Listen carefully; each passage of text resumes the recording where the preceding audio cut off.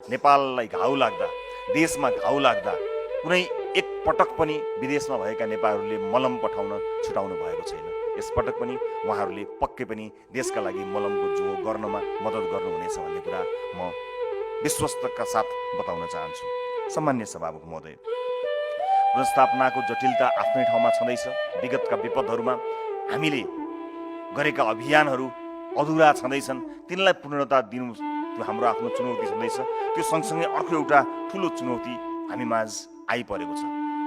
तर हामी विश्वासका साथ भन्न सक्दछौँ कि जुनसुकै चुनौतीलाई पनि सामना गर्न सक्ने राष्ट्रिय सामर्थ्य हामीसँग छ र त्यो सामर्थ्य पुरा गरेर हामी आपतमा परेका, विपदमा परेका नागरिकलाई पुनर्स्थापनाका लागि पनि प्रतिबद्ध भएर राज्यका सबै संयन्त्रहरूको परिचालन गरेर अगाडि बढ्नेछौँ र हामीले सफलता हासिल गर्न सक्नेछौँ भन्ने कुरामा म पूर्ण आशावादी रहेको कुरा सम्मानित सदनलाई स्पष्ट पार्न चाहन्छु।